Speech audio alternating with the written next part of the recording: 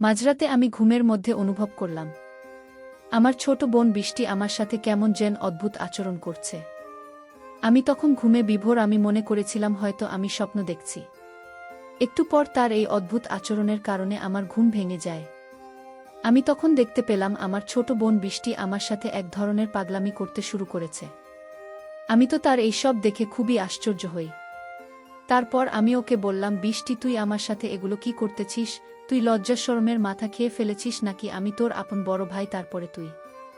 বৃষ্টি কোনো কথা না বলে তার ইচ্ছা পূরণের আশায় আরও বেশি পাগলামি করছে। রুমের মধ্যে ছোট বোনের এমন আচরণ দেখে আমি রীতিমতো আশ্চর্য হয়ে যাই। আমি তখন বৃষ্টির চোখে মুখে শুধু বাসনার রং দেখতে পাচ্ছিলাম। আমি কয়েকবার না করার পরেও সে কোনোভাবে আমার বাধা মানছিল না। আমার ছোট বোন হয়েও সে কি যেন অদ্ভুত এক সুখের আশায় আমাকে একটা ধাক্কা মেরে ফেলে দিয়ে ও আমার সাথে যা করল তা শুনলে আমি গ্যারান্টি দিয়ে বলতে পারি তোমাদের পানি চলে আসবে। তাই বন্ধুরা, তোমাদের পায়ে ধরে বলি, অন্তত আজকের ভিডিওটি শুরু থেকে শেষ পর্যন্ত দেখো। গল্পটি শেষ পর্যন্ত শোনার জন্য তোমাদের সকলের কাছে আমার বিশেষ অনুরোধ রইল। হ্যালো বন্ধুরা, আমি আবির। বর্তমানে আমার বয়স 24 বছর। আমি পড়ালেখা শেষ করে একটা প্রাইভেট কোম্পানিতে চাকরি করছি। আমার বাড়ি সুনামগঞ্জ, কিন্তু চাকরির সুবাদে আমি সিলেট থাকি। আমার পরিবারে আমি মা, বাবা আর ছোট বোন বৃষ্টি। আমার ছোট বোনের বয়স 17 বছর।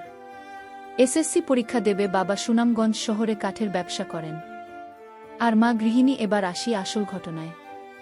সামনে আমার ঈদের ছুটিতে বাড়ি যাওয়ার প্রস্তুতি নিলাম। বাড়ির সবার জন্য কেনাকাটা করলাম। ছোট বোন বৃষ্টির জন্য একটা 3 পিস ও একটা কালো বোরকা কিনলাম। বাবার জন্য পাঞ্জাবি ও মার জন্য কাপড় কিনলাম। সবার জন্য কেনাকাটা করে আমার অনেক খুশি লাগছিল। ট্রেনের টিকিট আগে কেটে রেখেছিলাম, তাই ঈদের 4 দিন আগে বাড়ির দিকে রওনা দিলাম। আর একটা কথা, আমি প্রায় 1 বছর পর বাড়ি যাচ্ছি। চাকরিতে জয়েন করার পর আর বাড়ি যাওয়া হয়নি, তাই সবার জন্যই কমবেশি কেনাকাটা করেছি। বিশেষ করে আমার আদরের ছোট বোন বৃষ্টির জন্য দীর্ঘ 4 ঘন্টা বাসে করে অবশেষে বাড়ি পৌঁছলাম। কারণ সুনামগঞ্জ শহর থেকে অনেক ভিতরে আমাদের বাড়ি। বাড়ি পৌঁছাতে প্রায় রাত 9টা বেজে গেল। বাড়ি গিয়ে দেখি সবাই ঘুমিয়ে গেছে। মাকে ডেকে তুললাম। তারপর খাওয়া দাওয়া শেষ করে আমিও ঘুমিয়ে গেলাম। অনেক রাত হয়েছে, তাই বৃষ্টিকে আর ডাকলাম না। ভোর 6টায় দেখি ছোট বোন বৃষ্টি ডাকাডাকি শুরু করেছে। রুমের দরজা খোলা ছিল, তাই ও বিছানার পাশে গিয়ে ভাইয়া ভাইয়া বলে ডাকছে আর বলছে, ভাইয়া আমার গিফট কোথায়? আমি ঘুম ঘুম চোখে বলছি, যা এখান থেকে পরে নিস, এখন আমাকে ঘুমাতে। কিন্তু ও নাছোড়বান্দা, ও গিফট নিয়ে যাবে না। তাই আমার গায়ের কম্বল ধরে টান দিয়ে কম্বল নিয়ে গেছে। আমি লাফ দিয়ে উঠে দেখি আমার অবস্থা খারাপ। আমার তো লজ্জা অবস্থা খুবই খারাপ। আর এদিকে ও খিলখিল করে হাসছে আমাকে। এই অবস্থায় দেখে আমি তাড়াহুড়ো করে বিছানার পাশ থেকে উঠলাম আর ভালো করে ওর দিকে তাকালাম। ওকে যেন আমি চিনতে পারছি না। এই 1 বছরে কত বড় হয়ে গেছে। একেবারে অচেনা লাগছে তার রূপ আর সৌন্দর্য, যেন উপচে পড়ছে। আমি এতদিন পর আমার আদরের ছোট বোনকে দেখছি, যেন আসমান থেকে নেমে এসেছে অচেনা এক পরী আমার ঘরে এসেছে। শেষমেশ বৃষ্টির ডাকে আমার ধান ভাঙন। বৃষ্টি বলল, এই ভাইয়া কি দেখছি? সে ভাবে তাকিয়ে, মনে হচ্ছে এর আগে কোনোদিন আমাকে দেখিসনি। আমি বললাম, ও হ্যাঁ, আসলে তুমি তো খুব বড় হয়ে গেছিস। আমি তোকে তো চিনতেই পারছি না। বৃষ্টি বলল, ভাইয়া তুই আমাকে পরে মন ভরে দেখিস। আগে আমার জন্য কি এনেছিস তা আমাকে দে। আমি বললাম, আচ্ছা দিচ্ছি দাদায় বলে আলমারি থেকে ওর 3 পিস আর কালো বোরকা ওকে দিলাম।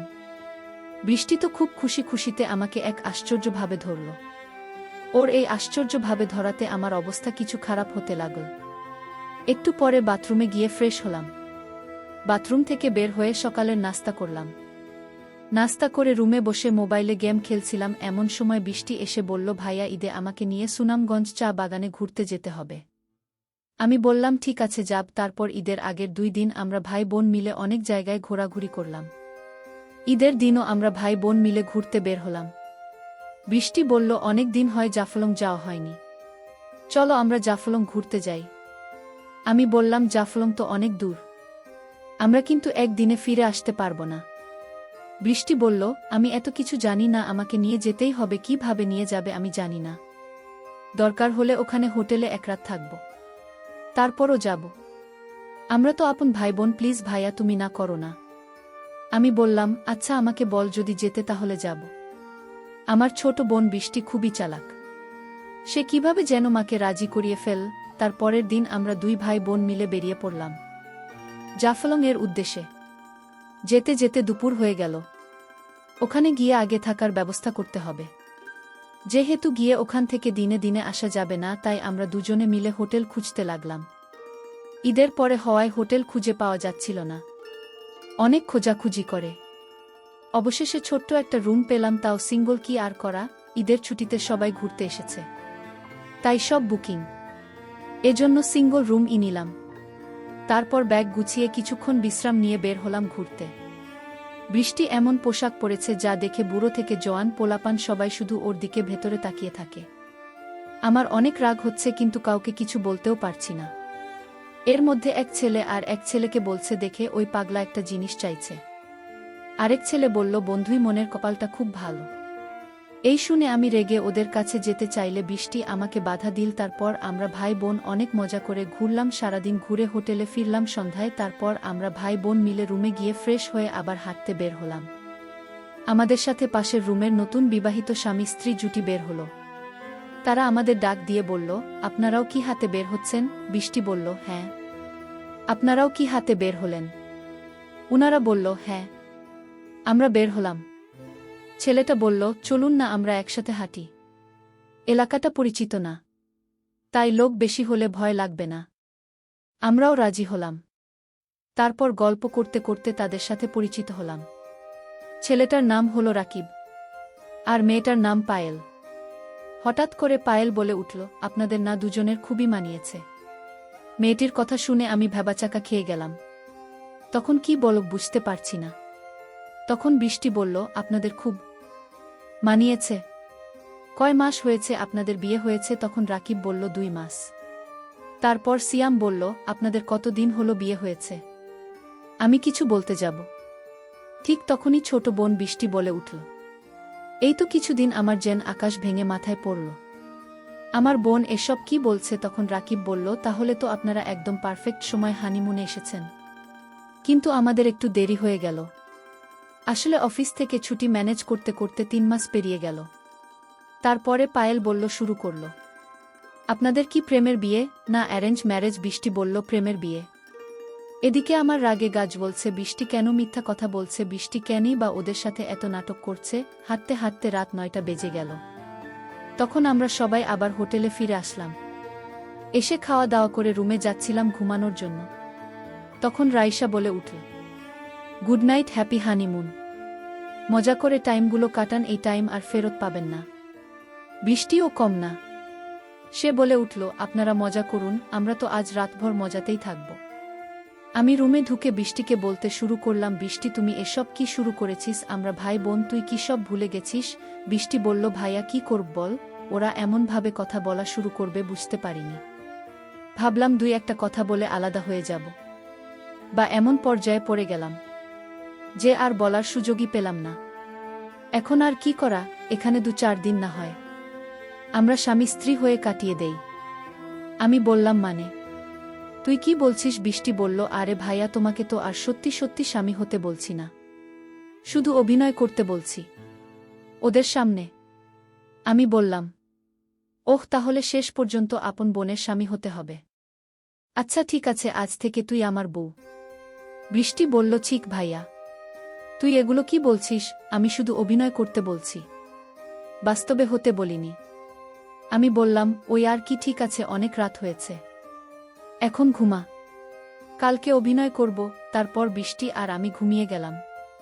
মাঝরাতে ঘুমের মধ্যে আমি অনুভব করলাম আমার ছোট বোন বৃষ্টি আমার সাথে কেমন জানি আশ্চর্য আচরণ করছে। তখন আমি ঘুমের গভীর ঘুমে আমি মনে করেছিলাম হয়তো আমি স্বপ্ন দেখছি। একটু পরে তার ওই আচরণের কারণে আমার ঘুম ভেঙে যায়। তখন আমি দেখতে পেলাম আমার ছোট বোন আমার সাথে এক ধরনের পাগলামি করতে শুরু করেছে। আমি তার এই সব দেখে খুবই অবাক হলাম। তারপর আমি তাকে বললাম, বৃষ্টি, তুই আমার সাথে এসব কি করতেছিস? তুই কি লজ্জা শরমের মাথা খেয়ে ফেলেছিস নাকি? বন্ধুরা, ভিডিও মাঝখানে একটা কথা বলতে চাই। আমি তোমাদের আনন্দ দেওয়ার জন্য খুব কষ্ট করে ভিডিও বানাই, তাই তোমাদের কাছে অনুরোধ থাকবে অবশ্যই এই ভিডিওটি দেখে একটি লাইক করবে এবং চ্যানেলটি সাবস্ক্রাইব করে পাশে থাকবেন। আমি তোর আপন বড় ভাই। এরপরেও আমি লক্ষ্য করলাম আমার ছোট বোন বৃষ্টি কি যেন এক ইচ্ছা পূরণের আশায় আরও বেশি পাগলামি করছে। রুমের মধ্যে ছোট বোনের এমন আচরণ দেখে আমি রীতিমতো হতবাক হয়ে গেলাম। তখন আমার ছোট বোনের চোখে মুখে শুধু বাসনার রং দেখতে পেয়েছিলাম। আমি কয়েকবার না করার পরেও সে কোনোভাবে আমার বাধা মানছিল না। আমার ছোট বোন হওয়ার পরেও সে কি যেন এক বিশেষ সুখের আশায় আমাকে একটা ধাক্কা মেরে ফেলে দিল। তারপর সে যেন একেবারে পাগল, মানে একেবারে উন্মাদ হয়ে গেল। আমার ছোট বোনের যেটা কৌশল তা আমি জানতাম। 5 মিনিটের মাথায় আমার ঘুমন্ত আর নিস্তেজ অবস্থায় তাকে এমন করে দিল। আমার কাছে মনে হলো যে আমি আর কোনোভাবে থাকতে পারছি না। তার আশ্চর্য কৌশল, এর জাদু পেয়ে আমি তো প্রায় উন্মাদ হয়ে গেছি। সবশেষে আমার এমন অবস্থা হলো, তখন আমি বন্ধুরা সেই বিষয়টা আর ভাবার কোনো সুযোগ পেলাম না যে কে ভাই আর কে বোন। তখন শুধু মনের মধ্যে একটা ইচ্ছা, পাশে থাকা মেয়েটিকে আপন করে পাওয়ার। কিন্তু মেয়েটি যে আমার আপন বোন তা আমার মাথায় নেই। এই সময় বন্ধুরা এমন অবস্থা হয় তখন কোনো কিছু বোঝার অবস্থা থাকে না। আমারও ঠিক সেই রকমই হয়েছিল। আমার কাছে মনে হয়েছিল যেন আমি মোমো আর আমার পাশে যেন আগুন জ্বালিয়ে রাখা হয়েছে।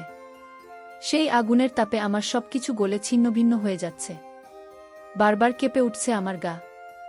আমিও তখন অজানা কোনো সুখের আশায় আমার ছোট বোনের সাথে তাল দিতে শুরু করলাম। সে আমার তাল পেয়ে মনে করল তার হাতে স্বর্গে এসে ধরা দিয়েছে। তখন আমি সিদ্ধান্ত নিলাম যা হবার হবে। এখন যে কঠিন সময় আমার কাছে এসেছে তার মোকাবেলা আমাকে করতে হবে। ছোট বোনের কাছে কোনো কিছুতেই আমাকে পরাজিত হতে দেওয়া যাবে না। তারপর আমি চরমভাবে নেমে গেলাম। যদিও আমার ছোট বোন আমার থেকে 6 বছরের ছোট। প্রথম আমি ভাবছি হয়তো সে আমার সাথে কুলিয়ে উঠতে পারবে না। তারপর আমি যা দেখলাম তাতে তো আমি পুরোই আশ্চর্য। প্রায় 1 থেকে 1.5 ঘন্টা এক নাগারে প্রদর্শন করার ফলেও সে বিন্দু পরিমাণ ক্লান্ত হয় নাই। প্রায় 1 থেকে 1.5 ঘন্টা পর কোনো এক রূপকথার রাজ্য থেকে মনে হলো আমরা পৃথিবীতে ফিরে এসেছিলাম। বন্ধুরা, তারপরেও সেখানে আরও একদিন থেকেছিলাম। আর সেই একদিনেও আমার ছোট বোনের সাথে আমার এরকমই হয়েছিল। বন্ধুরা, ঘটনাটি আমার অতীতের একটি অপ্রত্যাশিত ঘটনা, যা হয়তো তোমাদের বিশ্বাস হবে না। তারপরেও এটাই সত্যি বন্ধুরা, এই পৃথিবীতে হয়তো এরকম কিছু ঘটনা ঘটে যা কখনো বিশ্বাসের অযোগ্য বলে মনে হয়। তারপরে ওইসব ঘটনা বাস্তব। আমার ক্ষেত্রেও ঠিক তেমনি হয়েছিল। সবশেষে আমি তোমাদেরকে বলবো, বন্ধুরা, যখন কোনো ছেলে অথবা মেয়ে সাবালক হয় তখন প্রত্যেকটা মানুষ, মানে ভাই হোক, বোন হোক অথবা বাবা বা অন্য যে কেউ হোক না কেন, তাদের সকলের শালীনতা থাকা প্রয়োজন। একসাথে বসবাস করা, একসাথে থাকা, সব কিছু থেকে পৃথক থাকা উচিত। এতে করে মানুষের ইচ্ছা কম থাকবে। তাহলে হয়তো এরকম ধরনের নিষিদ্ধ দুর্ঘটনা আমাদের সমাজে কম হবে। আর সবচেয়ে বড় কথা হচ্ছে, আমাদের সমাজে যে সমস্ত লোকেদের এরকম ধরনের মন মানসিকতা, তাদের প্রত্যেকেরই চরিত্রটা সংস্কার করা প্রয়োজন।